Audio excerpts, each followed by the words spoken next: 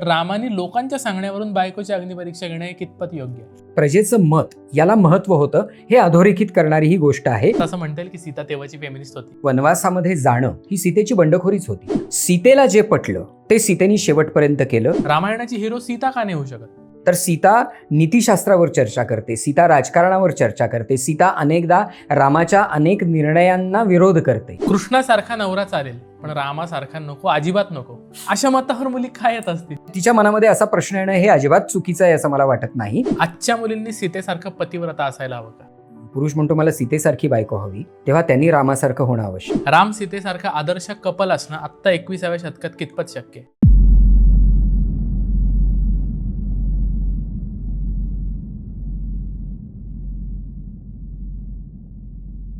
मंडळी नमस्कार. वैचारिक किड्याच्या वैचारिक गप्पांमध्ये तुमचं पुन्हा एकदा मनपूर्वक स्वागत आहे.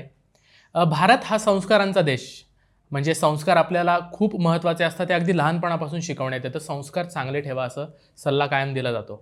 आणि संस्कार म्हणल्यानंतर आपल्याला रामायण महाभारत याच्या गोष्टी सांगून आपल्याला तसं त्याप्रमाणे संस्कारित केलं जातं.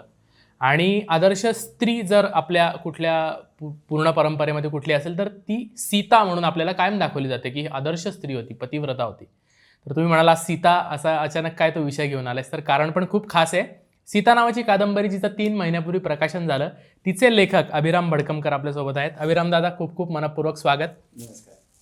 मंडळी, 3ऱ्या महिन्यातच सीता कादंबरीची दुसरी आवृत्ती सुद्धा आली. म्हणजे वाचकांचं इतकं प्रेम तिला मिळतंय, लोक इतके घेऊन वाचत आहेत. तर म्हणलं आज जरा या कादंबरीच्या बाबतीत आणि सीता कशी होती, तिचा आजचा रिलेव्हन्स काय आहे, सगळ्या या मस्त गमती जमती प्रश्नांमध्ये आपण गप्पा मारूया. तुमचे प्रश्न पण आमच्याकडे आहेत. आपण मुलाखतीला सुरुवात करूया.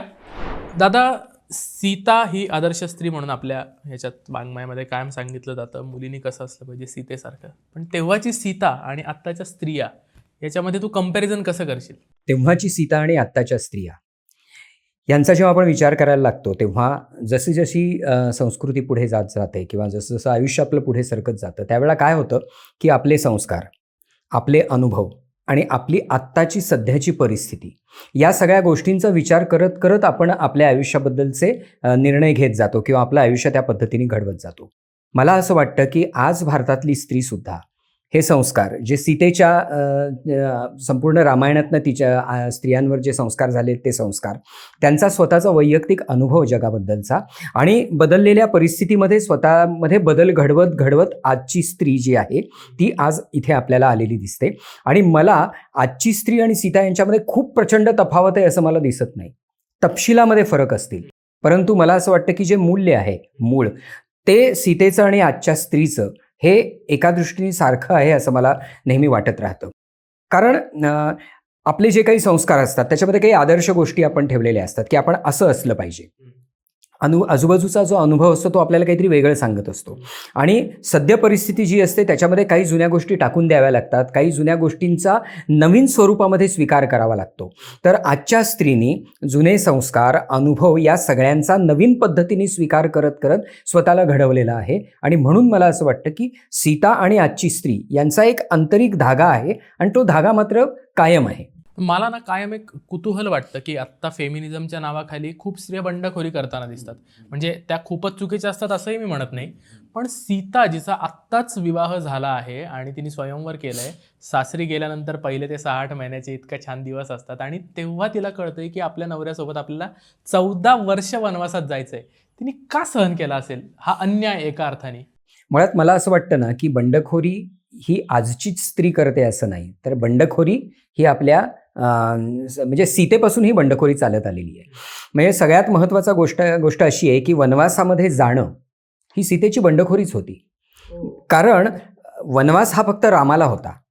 आणि आजही जर आपण अयोध्याला गेलो तर त्या ठिकाणी जानकी महल आपल्याला दिसतो. कारण कैकेयीने ठरवलं होतं की रामाला तिकडे पाठवायचं आणि जानकीसाठी एक वेगळा महाल तिने बांधून ठेवला होता. परंतु हा सीतेचा निर्णय होता की मी रामाबरोबर जाईन. ही एका पद्धतीने बंडखोरी होती. म्हणजे जेव्हा तिला विचारण्यात आलं तेव्हा ती म्हणाली की नाही, मी इथे थांबेन. आणि हा उर्मिलेचा निर्णय होता की मी घरी थांबेन आणि मी माझ्या सासू सासऱ्यांच्याकडे लक्ष देईन.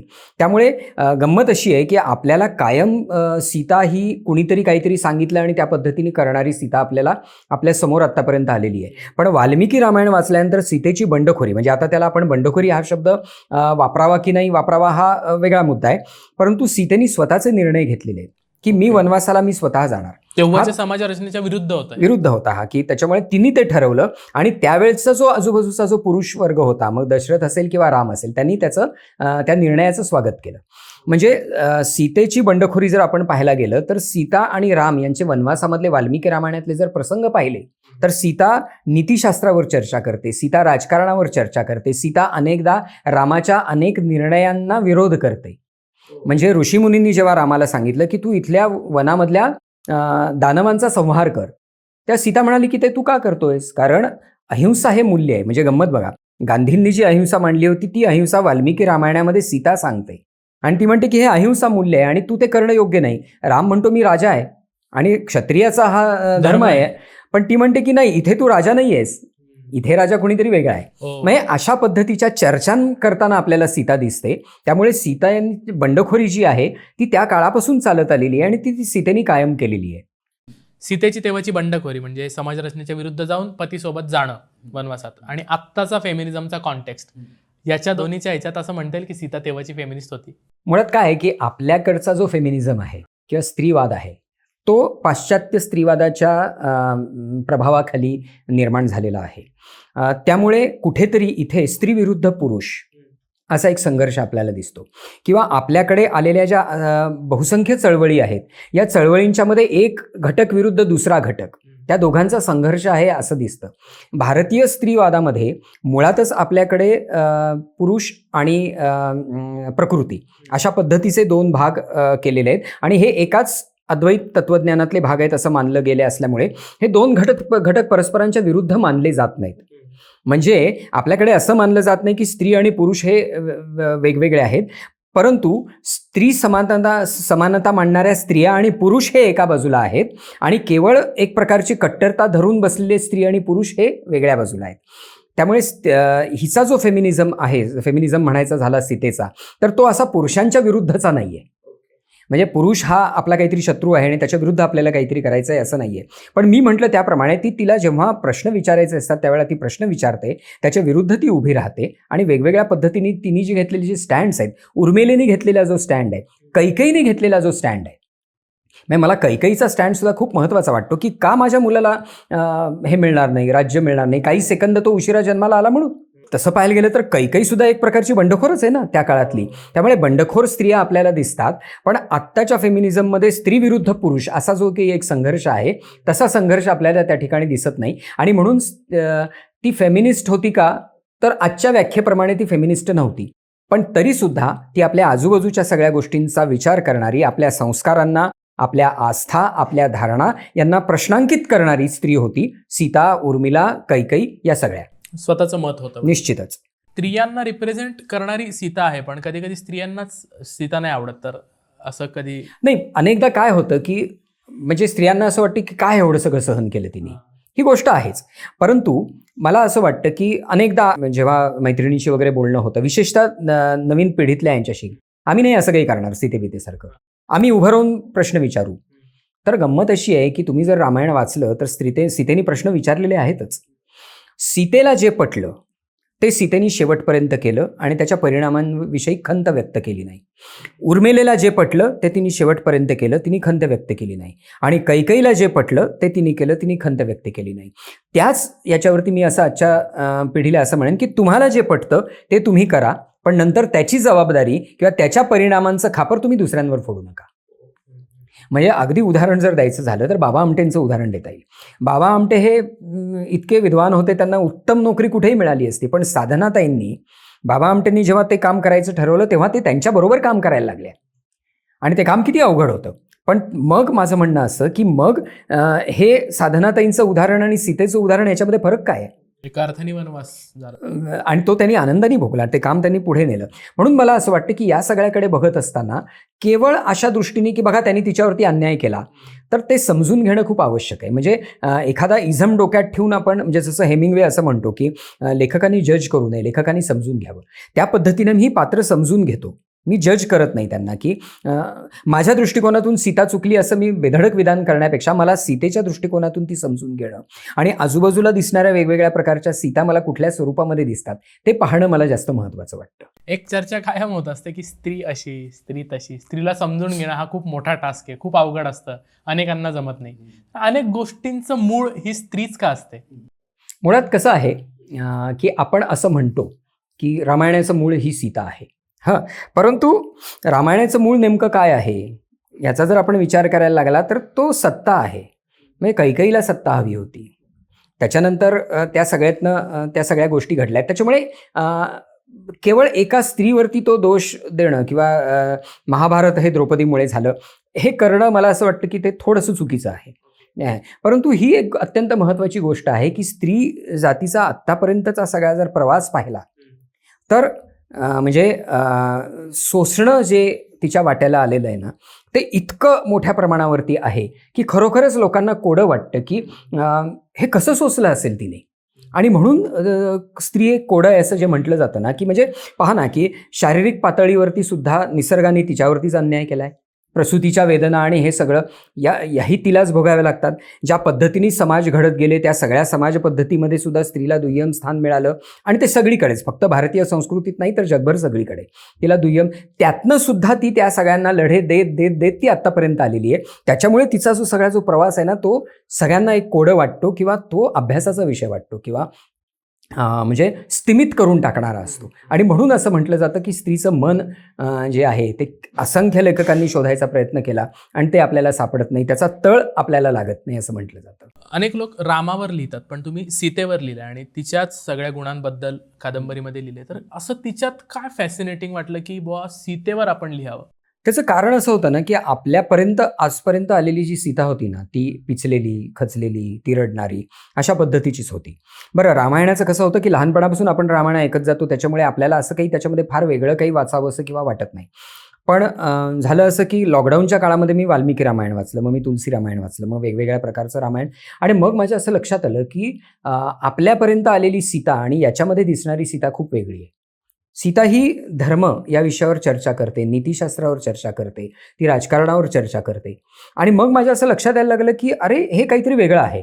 म्हणजे सीतेनी एका ठिकाणी रामाशी आणि याच्याशी एक जी चर्चा केलेली आहे ती तो श्लोक असा आहे की धर्मात सुखम की सुखात सुखम. सुखातून सुख येतं की धर्माप्रमाणे वागल्यानंतर आपल्याला सुख मिळतं. या तत्त्वज्ञानावर म्हणजे ही तत्वचर्चा ती त्या ठिकाणी आपल्याला करताना दिसते. ही सीता आपल्याला कधीच दाखवली गेली नाही. आणि मग मला असं वाटायला लागलं की सीतेकडे एका वेगळ्या नजरेने आपण पाहिलं पाहिजे. मग मी आत्ता म्हटलं त्याप्रमाणे तिचे वेगवेगळ्या प्रकारचे तिने स्वतः घेतलेले निर्णय, हे सगळे निर्णय मला दिसायला लागले. म्हणजे महत्त्वाचा निर्णय असा की वनवासामध्ये गेल्यानंतर हनुमान जेव्हा सीतेपर्यंत पोचला तेव्हा तो तिला म्हणाला की तू मला मातेसारखी आहे, मी तुला पुत्रासारखा आहे, त्यामुळे मी तुला माझ्या तळहातावरती हे करतो आणि घेऊन जातो. त्या क्षणी तिचा वनवास संपत होता. कारण आपल्या पुत्राच्या स्पर्शाचा मातेला काही प्रश्न असायचं कारणच नव्हता. त्यामुळे ती त्याच्या तळहातावर बसून ती त्या दिवशीच रात्री निघून गेली असती आणि सगळं सुरळीत झालं असतं. ती त्या ठिकाणी निर्णय घेते की हनुमंता मला या ठिकाणी मृत्यू आला तरी चालेल, पण रामानी या ठिकाणी येऊन मला घेऊन जाणं महत्त्वाचं आहे, ते रामराज्याच्या उभारणीसाठी आवश्यक आहे. आता इतका महत्त्वाचा निर्णय घेणारी स्त्री ही दुबळी कशी असू शकेल? किंवा सीतेला ज्या क्षणी कळतं की रावण तिला हातच लावू शकत नाही कारण रावणाला शाप आहे आणि ते सगळं कळेपर्यंत सीता या मानसिकतेमध्ये आलेली असते की मी मृत्यूला कवटाळेन पण मी त्याला स्पर्श करू देणार नाही. ही सीता अबला कशी असू शकेल? ही सीता आत्तापर्यंत आपल्याला कधी दाखवली गेली नाही. आणि म्हणून मला असं वाटलं की मला ते कॅरेक्टर जास्त इंटरेस्टिंग वाटायला लागलं. रामाबद्दल खूप लिहिलं गेलं आहे, आपण ऐकतो याच्यामध्ये. अशा पद्धतीची सीता जी आहे मला ती दिसत गेली आणि मग ती मी मांडत गेलो आणि म्हणून मी सीतेवरती लिहिलं. आत्ता खूप म्हणलं जातं आत्ताच्या काळात की मुलींनी इंडिपेंडंट असावं, तर तेव्हाच्या काळात सीता पण इंडिपेंडंट होती? इंडिपेंडंट असावं असं जेव्हा आपण म्हणतो त्यावेळेला स्वतःचे निर्णय स्वतः घेण्याची एक क्षमतामध्ये स्वतःमध्ये निर्माण करणारी स्त्री असावी किंवा आपली मुलगी असावी असा प्रत्येक बाप आज प्रयत्न करतो, आई प्रयत्न करते की तिचे निर्णय घेण्याची क्षमता तिच्यामध्ये निर्माण झाली पाहिजे. आणि हे जनकाने नेमकं केलं होतं. जनकाने तिला सर्व प्रकारचं शिक्षण दिलं होतं, राजनीतीचंही शिक्षण दिलं होतं. म्हणजे गमतीचा भाग असा आहे की जेव्हा भरत रामाकडे येतो आणि तो सांगतो की मी परत जाणार नाही, हे राज्य तुझं आहे, तूच हे कर, त्यावेळेला जेव्हा निर्णय होतो की भरतानेच राज्य करायचं, त्यावेळेचा जो संवाद आहे त्या संवादामध्ये सीतासुद्धा भरताला राज्य कसं करायचं याचा उपदेश करते. याचा अर्थ तिने ते पूर्णपणे त्याचा अभ्यास केला होता, त्याचं शिक्षण घेतलं होतं. तर अशा पद्धतीची स्त्री निर्माण व्हावी असा प्रयत्न आज आपल्याला आईवडील करताना दिसतात की माझ्या मुलीला आमची गरज लागता कामा नये, आम्ही आहोतच गरज लागली तर, पण ती गरज तिला मुळात लागता कामा नये याचा प्रयत्न होताना आपल्याला आजूबाजूला दिसतो. आणि तेच मला असं वाटतं की सीता होणं आहे असं मला. ठीक आहे, आजच्या मुलींनी तसं इंडिपेंडंट असायला हवं आणि सीता तेव्हा तशी इंडिपेंडंट होती. ठीक आहे, आजच्या मुलींनी सीतेसारखं पतिव्रता असायला हवं का? गंमत अशी आहे की महात्मा गांधींनीच असं म्हटलं होतं की एखाद्या पुरुषाला, पुरुष म्हणतो मला सीतेसारखी बायको हवी, तेव्हा त्यांनी रामासारखं होणं आवश्यक आहे. म्हणजे पतिव्रता म्हणजे काय? आता त्या काळामध्ये पतिव्रता आणि या सगळ्या गोष्टीचे अर्थ खूप वेगळे होते. आज मला असं वाटतं की पतिव्रता म्हणण्यापेक्षा सुद्धा कमिटमेंट, स्त्रीची पुरुषाला आणि पुरुषाची स्त्रीला, ही कमिटमेंट खूप महत्त्वाची आहे. आणि म्हणजे आज ही कमिटमेंटच दोघांनी एकमेकांकडनं अपेक्षा केली पाहिजे. म्हणजे रामायणामध्ये जर आपण असं पाहिलं तर ज्या वेळेला सीता रामापासून रावणाने पळवून नेली, त्याच्यानंतर रामाचं जे वर्तन होतं, म्हणजे बरं रामायणातली गंमत अशी आहे की त्यांनी त्याला देव नाही करून टाकलेला, त्यांनी माणसाच्या पातळीवरच ठेवलेलं आहे. राम सुद्धा रडला. सीता जेव्हा सीतेचं हरण झालं त्यावेळेला राम वृक्षवेलींना कवटाळून रडतो, हा त्यातलं माणूस पण आहे. मला असं वाटतं की हे माणूस पण पुरुषामध्येही असलं पाहिजे, पतीमध्येही असलं पाहिजे आणि पत्नीनंही त्याच्या पद्धतीने तिला साथ दिली पाहिजे. आज पातिव्रत्याची कल्पना जी आहे ती मला असं वाटतं की दोघांकडनं असलेल्या कमिटमेंटशी निगडीत आहे. ती तशीच्या तशी आज राहणार नाही आणि राहू पण नाही, ती कमिटमेंटशी निगडीत आहे. ती कमिटमेंट रामानं दाखवलेली आहे, ती कमिटमेंट सीतेनं दाखवलेली आहे. एक कायम कॉन्ट्राव्हर्शियल गोष्ट राम आणि सीता यांच्या नात्यात सांगण्यात येते. जेव्हा पुन्हा सीता आली तेव्हा लोकांच्या सांगण्यावरून रामाने तिची अग्निपरीक्षा घेतली. याच्यामध्ये किती सत्य आहे? आणि असेल तर रामाने लोकांच्या सांगण्यावरून बायकोची अग्निपरीक्षा घेणं हे कितपत योग्य आहे? आता हे फार इंटरेस्टिंग आहे. कुठलंही महाकाव्य हे एकरेषीय नसतं, ते बहुआयामी असतं. त्याचं हे फार मोठं उदाहरण आहे. एकतर सगळ्यात पहिली आणि महत्त्वाची गोष्ट म्हणजे की उत्तर रामायण हे प्रक्षिप्त आहे, ते मूळ रामायणाचा भाग नाही, कालांतराने ते त्याच्यामध्ये जोडलं गेलेलं आहे. त्यामुळे आजही वाल्मिकी रामायण जेव्हा छापलं जातं किंवा पूर्वीही सांगितलं जायचं तेव्हा हा भाग सांगितला जायचा की हे याच्यातलं नाही, पण तरीही ते रूढ झालेलं असल्यामुळे आम्ही त्याचा समावेश याच्यामध्ये करतो आहोत. त्यामुळे अगदी स्पष्टच जर याचं उत्तर द्यायचं तर पुढली चर्चाच आपली बंद होते की तो मूळ रामायणाचा भागच नाही, त्याच्यामुळे त्याच्यावर चर्चा काय करायची. पण तरीही आपण त्याच्यावरती चर्चा केली पाहिजे आणि मी माझ्या सीता कादंबरीमध्येही ते टाळलेलं नाही, त्याच्यावर मी चर्चा केलेली आहे. आता सगळ्यात महत्त्वाचा भाग असा आहे की रामाने सीतेचा त्याग केला, तो कुठल्या कारणावरनं केला? त्याला तिच्या पतिव्रत्याबद्दल संशय नव्हता. तो जनतेतल्या एका प्रतिनिधींनी आवाज उठवला आणि त्याच्यानंतर त्यांनी तिचा त्याग केला. याचा अर्थ तिथे एकदा महाकाव्य लिहिणारा माणूस रामासमोर नैतिकतेचा एक पेच असा निर्माण करतो, राजधर्म की व्यक्तिगत सुख.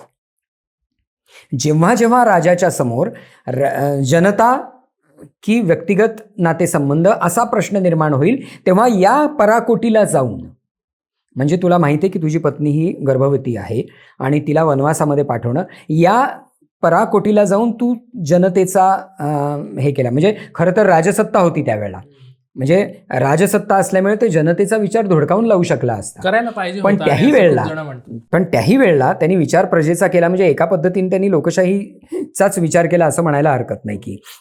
त्यामुळे त्याचं उत्तर हे आहे की तुझ्यासमोर ही प्रजा सगळ्यात असली पाहिजे, जे त्याच्या आयुष्यामध्ये घडलेलं आहे. की हे म्हणू शकले असते दशरथ की बाबा मी दिला होता वर, ठीक आहे, पण मी माझ्या मुलांना पाठवणार नाही. परंतु सीता त्यांना असं विचारते, वर कोणी दिला होता? वर राजाने दिला होता, अयोध्येच्या राजाने वर दिला होता.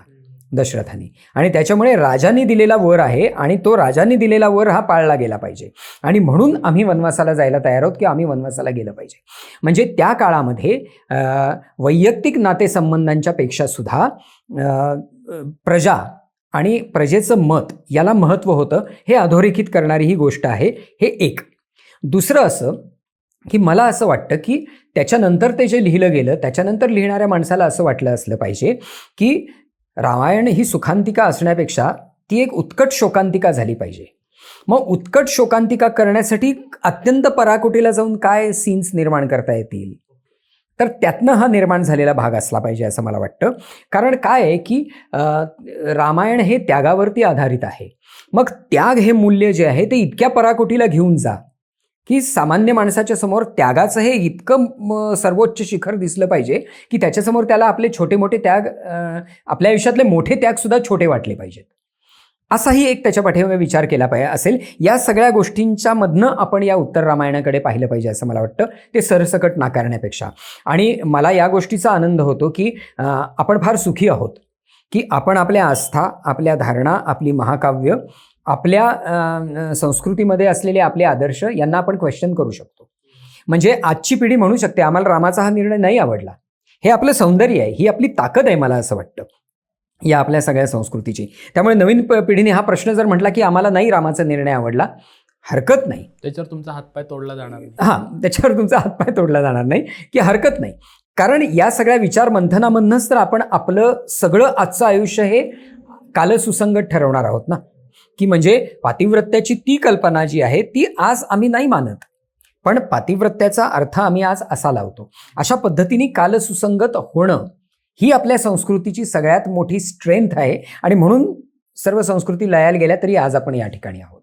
राम सीतेसारखं आदर्श कपल असणं आत्ता 21व्या शतकात कितपत शक्य आहे? नाही, परत मी जे म्हटलं ना की तपशील बदलतील, त्याच्यामधले अनेक तपशील त्याच्यामध्ये बदलतील, परंतु मूळ पाया काय आहे तर परस्परांच्यावरचा विश्वास, परस्परांच्यासाठी आपल्या काही गोष्टींना मुरड घालण्याची तयारी आणि परस्परांना च्या एकूण नेमकं आयुष्यामध्ये काय आपल्याला मिळवायचं आहे याबद्दलचा, परस्परांच्या बद्दलचा असलेला एक विश्वास. या सगळ्या गोष्टी ज्या राम आणि सीतेमध्ये आपल्याला दिसतात.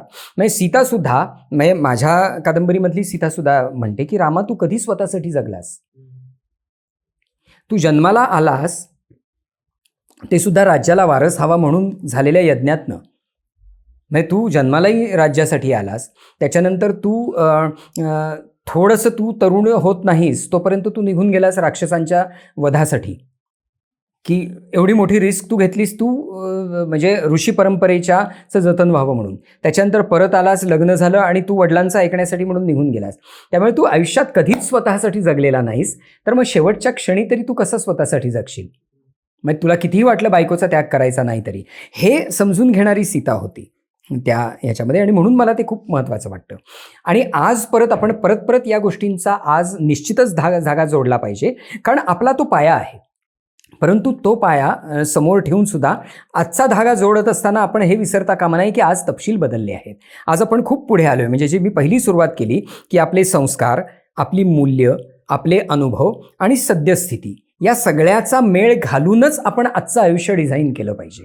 आणि ते आजच्या तरुण मुलामुलींनी करावं, तसे संसार त्यांनी आजच्याप्रमाणे डिझाईन करावेत, तर मला असं वाटतं की ते यशस्वी होते. लहानपणापासून आम्ही रामायण बघतोय, ऐकतोय, पण सीता कायम खचलेली पिसलेली दाखवली. तर सीतेबद्दल माहीत नसणाऱ्या अशा कुठल्या गोष्टी ज्या तुला सांगा वाटतील?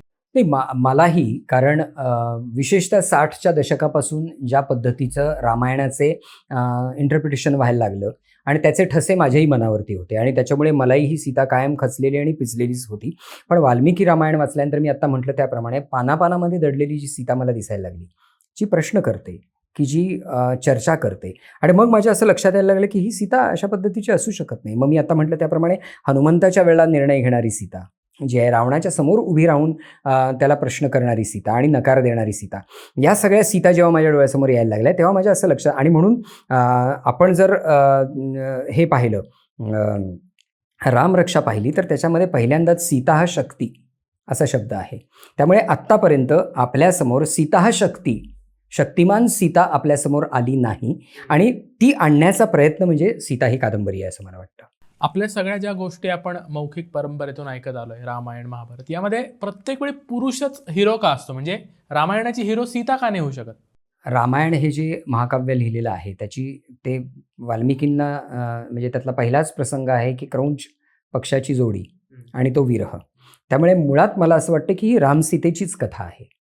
पण सांगत असताना ती मौखिक परंपरेतनं एका बाजूनी सांगितली गेली आणि मी म्हटलं त्याप्रमाणे सीतेच्या व्यक्तिमत्वातले अनेक पैलू दुर्लक्षित राहिले आणि त्यामुळे सीता ही सतत रामाच्या पाठीपाठी जाणारीच आपल्याला ती वाटत राहिली. परंतु संपूर्ण वाल्मिकी रामायण पाहिल्यानंतर आपल्या असं लक्षात येतं की सीता किती अत्यंत महत्त्वाची भूमिका त्याच्यामध्ये निभावते. आणि म्हणून मला असं वाटतं की ही राम सीतेचीच कथा आहे, रामाची आणि सीतेची कथा आहे, एका प्रणयी जोडप्याची कथा आहे, एका अत्यंत समंजस आणि विचारी अशा पद्धतीच्या पतीपत्नींची कथा आहे आणि एक रामराज्य हे एक अत्यंत मोठं स्वप्न पाहणाऱ्या एका राजाची आणि त्याच्या महाराणीची ही कथा आहे. रामायणातला असा एखादा दादा प्रसंग कुठला वाटतो तुला की याला एवढं महत्त्व दिलं गेलं नाही, कायम दुर्लक्षित राहिलाय सीतेच्या बाबतीतला?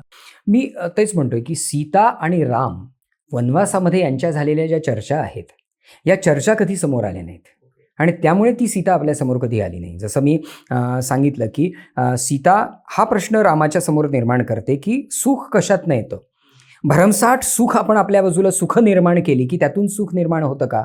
ती म्हणते की नाही, आपण धर्माचरण केलं तर सुख निर्माण होतं आणि त्याच्यावरती धर्म या गोष्टीची व्याख्या करते.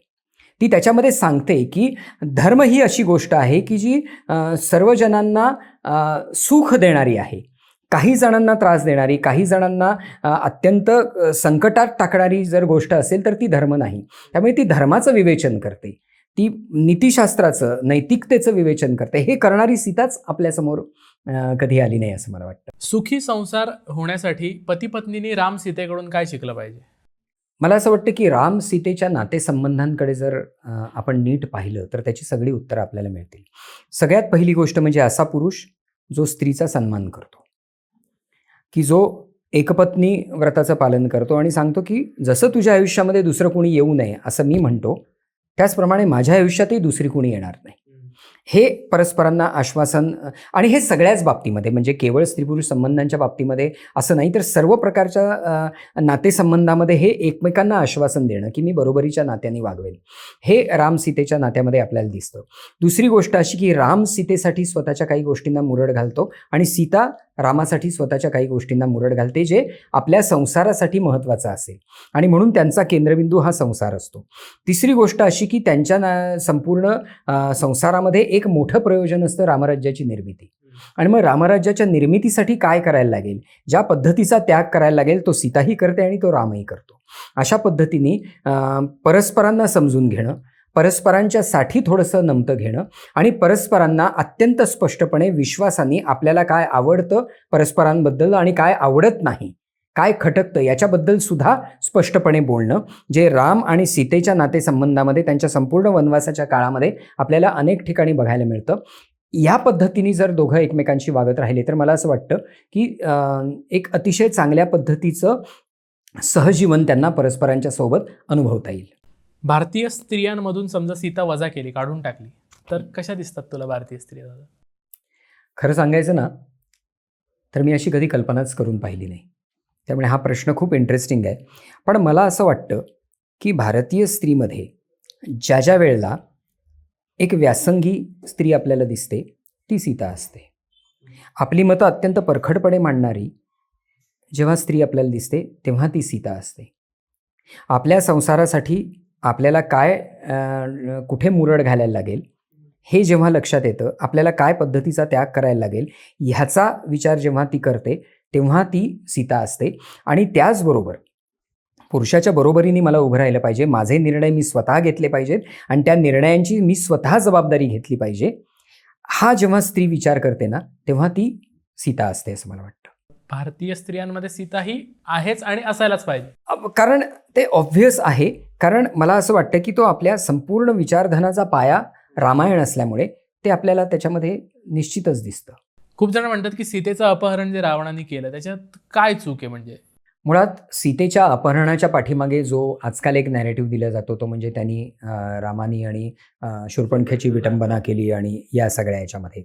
पण गमतीचा भाग असा आहे की शूर्पणखा जेव्हा रावणाकडे गेली तेव्हा त्यांनी तिच्या तक्रारीकडे दुर्लक्ष केलं.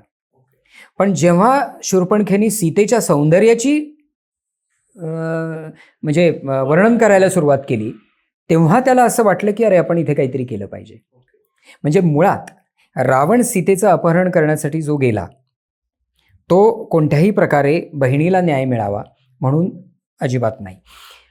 रावण एका ठिकाणी असं म्हणतो म्हणजे माझ्या सीता या कादंबरीमध्ये सीता त्याला म्हणजे ज्या पद्धतीने रावणाकडे पाहते ती म्हणते हा महापंडित आहे, अत्यंत हे आहे. परंतु एका ठिकाणी असं म्हटलं जातं की अरे तू तुझ्या षड्विकारांना जिंकू शकला नाहीस, तू जग जिंकायच्या कुठल्या गप्पा करतोस, तू आधी तुझ्या विकारांना जिंकलं पाहिजेस. रावणाची चूक म्हणण्यापेक्षा सुद्धा मला असं वाटतं की रावणाच्या व्यक्तिमत्वामधला दोष असा होता की त्याला या षड्विकारांच्यावरती ताबा मिळवता आला नाही किंवा मात करता आली नाही. त्यामुळे रावणाचं सीतेकडे जाण्याचं जे प्रयोजन आहे ते प्रयोजन जे आहे ते अत्यंत वैयक्तिक, अत्यंत स्वार्थी अशा पद्धतीचं होतं. आणि त्यांनी जर या सगळ्या आपल्या गोष्टींवरती जर ताबा ठेवला असता तर कदाचित या गोष्टी घडल्या नसत्या. दुसरं एक कारण असं दिलं जातं की रावणाला त्रैलोक्य जिंकायचं होतं आणि हा देव आणि दानवांमधला लढा होता आणि त्यातल्या दानवांचं किंवा असुरांचं प्रतिनिधित्व रावण करतो आहे असं एक मांडणी केली जाते. पण तशीही मांडणी, तसंही हे युद्ध होऊ शकत नाही. कारण आपल्याकडे देव, दानव आणि मानव अशा जर योनी आपण हे केल्या तर त्याच्यामध्ये देवांचंच वर्चस्व होतं अशातला भाग नाही. तप आणि अत्यंत या सगळ्या गोष्टींमध्ये जो एक शक्ती निर्माण करेल त्याचं वर्चस्व असायचं. अहो सती अनुसूयेनी सुद्धा देवांना बांधून घातलं होतं ना. त्यामुळे मग देवांची शक्ती मोठी होती, ती कमी करण्यासाठी रावण आला असं त्याला एक मोठं प्रयोजन देण्याचा जो प्रयत्न होतो तो सुद्धा या ठिकाणी उभा राहत नाही. ते सुद्धा आर्ग्युमेंट या ठिकाणी स्टँड होत नाही असं मला वाटतं. आणि म्हणून रावणाची चूक हीच होती की त्याला आपल्या षड्विकारांच्यावरती ताबा ठेवता आला नाही. जर रावणाचा विषय निघाला म्हणून थोडा ऑफ द ट्रॅक प्रश्न विचारूनच घेतो कारण प्रत्येक प्रश्नाचं तो इंटरेस्टिंग उत्तर देतोय. एक आहे ना म्हणलं जातं असं की रावण ठीक आहे त्याची चूक झाली, त्यांनी सीता पळवून नेली वगैरे वगैरे, पण त्याच्या चांगल्या बाजू पण बघा ना तुम्ही. मग रावण पंडित होता, रावण इतके काहीतरी रोज यज्ञ करायचा, तेव्हा जेवायला बसायचा, भोलेंचा भक्त होता वगैरे वगैरे. याच्या मागे पण असं काही प्रयोजन वाटतं? नाही, मला असं वाटतं की मुळात की रामाने सुद्धा रावणाचं कौतुक केलेलं आहेच. म्हणजे वेद, उपनिषद आणि या सगळ्याचा अभ्यास रावणाचा होता. परंतु गंमत अशी आहे की अभ्यास असणं आणि ते तुमच्या वर्तनामध्ये मुरवणं या दोन वेगळ्या गोष्टी होत्या. म्हणजे शबरीला भेटायला जेव्हा राम जातो, कादंबरीमध्ये तो प्रसंग मी वर्णन केला आहे, तेव्हा शबरी म्हणते की मला मोक्ष मिळेल का रे, कारण मी काहीच, माझा अभ्यास नाही या सगळ्याचा. तर राम तिला असं म्हणतो की तू भक्तीच्या अंगाने हे सगळं समजून घेतलंय जे इतर लोक विद्वत्तेच्या अंगाने किंवा व्यासंगातनं समजून घेतात. त्यामुळे वेद आणि उपनिषदांचाच अभ्यास करण्याची गरज नाहीये. भक्तीच्या मार्गातनं तू ते आत्मसात केलेलं आहेस, त्याच्यामुळे तुला मोक्षापासून कोण रोखणार. रावणाचा प्रॉब्लेम हा होता की वेद आणि उपनिषदाचं त्याने सगळं ते सार हे केलं पण ते त्याला आत्मसात करता आलं नाही. त्यामुळे रावण हा व्हिलन किंवा पूर्णपणे काळ्या रंगामध्ये रामायणात सुद्धा रंगवलेला नाही. आणि त्याच्यामुळे की आपणही ते असं मानायची गरज नाही की, परंतु एखादा खूप अभ्यास केलेला आणि खूप असा व्यासंग असलेला माणूससुद्धा केवळ आपल्या काही मानवी स्वभावातल्या गोष्टींमुळे त्याची ट्रॅजेडी होऊ शकते, जी आपण शेक्सपियरमध्ये बघतोच ना. की शेक्सपियर म्हणतोच ना की मानव हा आपल्या स्वभावाचाच बळी असतो. रावणाचं तेच आहे ना की तो आपल्या स्वभावाचा बळी होता. तो अत्यंत विद्वान होता, तो अत्यंत हुशार होता. आणि ही विद्वत्ता जर अधिक चांगल्या पद्धतीने, म्हणजे कादंबरीमध्ये तर राम म्हणतो की खरं तर मला तुला भेटायला आवडलं असतं पण आपण इतक्या चुकीच्या ठिकाणी भेटलो आहोत की तुझ्याबरोबर बसून मला तत्वज्ञान समजून घ्यायला आवडलं असतं पण आपण अत्यंत चुकीच्या ठिकाणी भेटलो आहोत. पण तरी रावण आणि राम या दोघांमध्ये जेव्हा आपल्या समोर ठेवलं जातं तरी हिरो म्हणून आपण रामच स्वीकारला पाहिजे. याचं कारण आहे ना, कारण रामाने आपल्या षड्विकारांच्या वरती मात केली होती आणि रामाने जे काही केलं त्याच्या पाठीमागे एक फार मोठं प्रयोजन होतं. वैयक्तिक प्रयोजन त्याच्या पाठीमागे खूप कमी होतं. त्यामुळे हे होतच राहणार. माझी ना एका मैत्रिणीसोबत चर्चा चालू होती, तर ती बोलता बोलता म्हणाली की कृष्णासारखा नवरा चालेल पण रामासारखा नको, अजिबात नको. अशा मतावर मुली काय येत असतील? परत ते आहे की ते नॅरेटिव्ह जे आहे ते की ज्याच्यामध्ये सीतेचा त्याग केला वगैरे वगैरे ते जे सगळं नॅरेटिव्ह आहे त्या नॅरेटिव्हचा तो परिणाम आहे आणि त्याच्यामुळे तिला तसं वाटणं स्वाभाविक आहे. तिला जर लहानपणापासून हीच गोष्ट सांगण्यात आली असेल आणि या गोष्टीचा शेवट जर असाच केला असेल तर तिचं काय चुकलं, तिला असं वाटणारच नाही आहे ह्याच्यामध्ये. पण मग मला असं वाटतं की ती जेव्हा हे वाचायला सुरुवात करेल, ती जेव्हा पाहायला सुरुवात करेल, ती जेव्हा सीतेला प्रश्न विचारताना पाहिल, ती जेव्हा सीतेला स्वतःचे निर्णय घेताना पाहिल, तेव्हा तिच्या असं लक्षात येईल की हे खूप महत्त्वाचं आहे आणि हे इतकं सोपं नाही की एखाद्या महाकाव्याबद्दल इतका एक लूज शेरा मारून निघून जाणं इतकं ते सोपं नाही हे तिच्या लक्षात येईल.